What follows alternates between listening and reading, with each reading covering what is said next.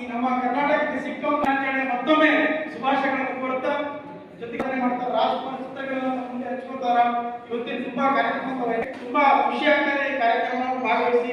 ಅದ್ರಾಗ 3 ವರ್ಷಕ್ಕೆ ನಮ್ಮ ಮೈಸೂರಿಗೆ ಬಂದು ಅಭಿಮಾನದಿಂದ ಎಂಬ ಪ್ರಜ್ಞಾವಂತರು ವಿಚಾರವಾದಿಗಳು ಒಳ್ಳೆ ಕೆಲಸಗಳನ್ನು ನಿಯಮಿತ ಒಂದು ಕೋಟಿ ಕೆಲಸ ಇದೆ. ಈಗ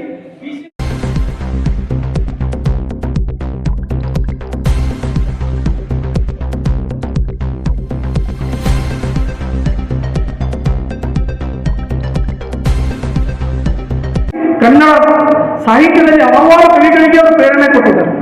ಇವತ್ತು ನಾನು ಹೇಳಿದೆ ನಿಮಗೆ ಒಂದೇ ಮಾತು, ಫಸ್ಟ್ ತನ್ನ ಅಭಿಮಾನಿಗಳ ದೇವರಂತ ಕರೆದವರು ಫಸ್ಟ್ ವ್ಯಕ್ತಿ ಡಾಕ್ಟರ್ ರಾಜ್ಕುಮಾರ್. ಆದರೆ ರಾಷ್ಟ್ರಕವಿ ಕುವೆಂಪು ಅವರು ಜನಸಾಮಾನ್ಯರನ್ನ ಶ್ರೀ ಸಾಮಾನ್ಯರಂತ ಕರೆದಂತ ಫಸ್ಟ್ ಕವಿ ಅವರು ಕುವೆಂಪು ಅವರು. ಹಾಗಾಗಿ ಅವರು ಕನ್ನಡ ಸಾಹಿತ್ಯದಲ್ಲಿ ದೊಡ್ಡ ಕೃತಿಗಳನ್ನು ಬರೆಯುವುದರ ಮೂಲಕ ಕನ್ನಡ ಸಾಹಿತ್ಯವನ್ನ ವಿಶ್ವ ಸಾಹಿತ್ಯಕ್ಕೆ ಹೋಲಿಸುವಂತಹ ಮಟ್ಟಿಗೆ ಬೆಳೆಸಿದ್ದಾರೆ ಕುವೆಂಪು ಅವರು, ರಾಜ್ಕುಮಾರ್. ಈ ಅಪ್ಪಟ ಅದ್ಭುತ ಪ್ರತಿಭೆಗಳನ್ನ ಕಂಡು ಏಕಕಾಲಕ್ಕೆ ಕರ್ನಾಟಕ ರಸ್ತೆ ಪ್ರಶಸ್ತಿ ಕೊಟ್ಟಿದೆ. ಒಂದು ಮಾತು ಹೇಳ್ಬೋದು ನಿಮಗೆ, ಕರ್ನಾಟಕ ರಸ್ತೆ ಪ್ರಶಸ್ತಿಗೆ ಎಷ್ಟು ಘನತೆ ಅದ, ಎಷ್ಟು ಗೌರವ ಅದ ಅನ್ನೋದು ಸೆಕೆಂಡ್ ಥಿಂಗ್. ಆದರೆ ಈ 2 ಮಹಾನ್ ವ್ಯಕ್ತಿಗಳಿಗೆ ಪ್ರಶಸ್ತಿ ಕೊಟ್ಟಿದ್ದ ಸಲುವಾಗಿ ಆ ಪ್ರಶಸ್ತಿಗೆ ಇನ್ನೂ ಹೆಚ್ಚು ಗೌರವ ಬಂದಿದೆ.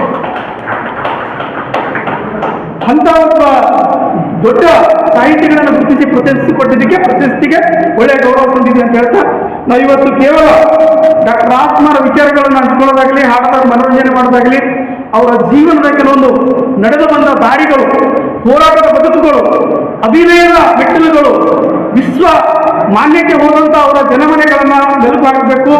ಜೊತೆಗೆ ಅವರ ಸಾಮಾಜಿಕ ಕಾಳಜಿ, ರಾಜ್ಕುಮಾರ್ ಅಷ್ಟೇ ಅಲ್ಲ, ಅವರ ಮಗ ಪುನೀತ್ ರಾಜ್ಕುಮಾರ್ ಅವರ ಸಾಮಾಜಿಕ ಕಾಳಜಿ ಅವರ ಜೀವಂತಿದ್ದ ಗೊತ್ತಾಗಿದೆ.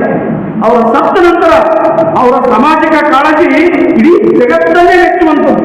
ಒಬ್ಬ ನಟನಾಗಿ ತನ್ನ ತಲೆಮೇಲೆಯಲ್ಲಿ ಗೊತ್ತಿಲ್ಲದೇ ಎಲೆಮಾರೆ ಕಾಯಿಯಾಗಿ ದೊಡ್ಡ ಮಾವಿನ ಹಣ್ಣುಗಳನ್ನು ನೀಡಿದಂಥ ಶ್ರೇಷ್ಠ ನಟ ಪುನೀತ್ ರಾಜ್ಕುಮಾರ್ ಇವತ್ತು ನೆನೆಸ್ಕೊಳ್ಳೇ. ಇವತ್ತು ತಂದೆಗೆ ತಕ್ಕ ಮಗ ಅನ್ನುವಂಥ ಸಾಮಾಜಿಕ ಕೆಲಸಗಳು ಪುನೀತ್ ರಾಜ್ಕುಮಾರ್. ಅವ್ರ ಬಗ್ಗೆ ಎಷ್ಟೇ ಹೇಳಿದ್ರು ಕಡಿಮೆ ಇಲ್ಲ. ನಟನೆಗೂ, ಸಮಾಜ ಸೇವೆಗೂ, ಉಪಕಾರಕ್ಕೂ, ಕನ್ನಡ ಬೆಳವಣಿಗೆಗೂ ಎಲ್ಲದಕ್ಕೂ ಕೂಡ ಒಂದ್ಸಲ ಕನ್ನಡಕ್ಕೆ ಆಪತ್ತು ಬಂದಾಗ ಕನ್ನಡ ಅಳಿವಿನಂಚಿನಲ್ಲಿ ಹೋಗ್ತದ, ಕನ್ನಡಕ್ಕೆ ಅಷ್ಟು ಸ್ವಾಭಿಮಾನದ ಇಲ್ಲ, ಆ ಕರ್ನಾಟಕದಲ್ಲಿ ಬೇರೆ ಬೇರೆ ಭಾಷೆಗಳ ಸೇರಿ ಕನ್ನಡವನ್ನು ತುಳಿಯುವಂಥ ಕೆಲಸ ನಡೆದಾಗ ವಾಟಾನಾಗರದವರು, ಕುವೆಂಪು ಅವರು ಹಿರಿಯ ಸಾಹಿತ್ಯಗಳನ್ನು ಒಗ್ಗೂಡಿಸಿ, ನಟರನ್ನು ಒಗ್ಗೂಡಿಸಿ, ಪತ್ರಕರ್ತನ ಒತ್ತುಗೂಡಿಸಿ ಎಲ್ಲ ಇಡಿ ಮಾಡಿ ಆ ಟೈಮಿಗೆ ಗೋಕಾಕ್ ಚಳವಳಿಯನ್ನ ಕರ್ನಾಟಕದಲ್ಲಿ ರೂಪುರೇಷೆ ಮಾಡಿ ಅದು ಮುಂದುವರೆದು ವಹಿಸಿದ್ರೆ ಡಾಕ್ಟರ್ ರಾಜ್ಕುಮಾರ್.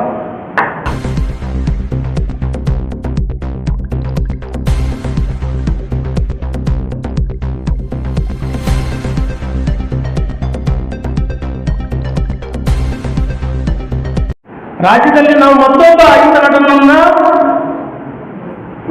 ನೋಡಲಿಕ್ಕೆ ಸಾಧ್ಯವೇ ಇಲ್ಲ.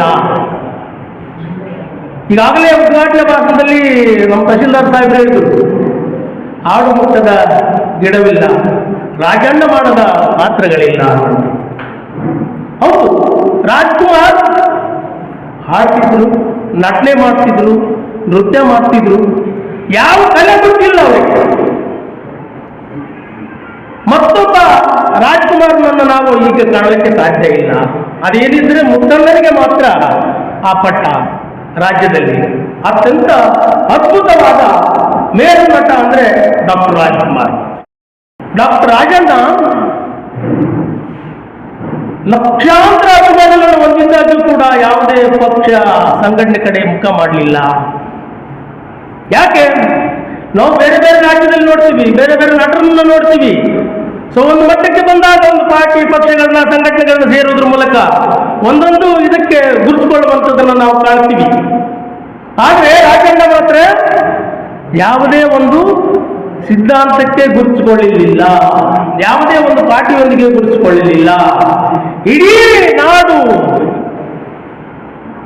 ನನ್ನ ಪಕ್ಷ, ಇಡೀ ನಾಡು ನನ್ನ ಸಂಘಟನೆ, ಇಡೀ ಜನ ನನ್ನ ಸಂಘಟನೆ ಅನ್ನೋದು ಯಾರಾದರೂ ಇದ್ರೆ ಅದು ಡಾಕ್ಟರ್ ರಾಜ್ಕುಮಾರ್.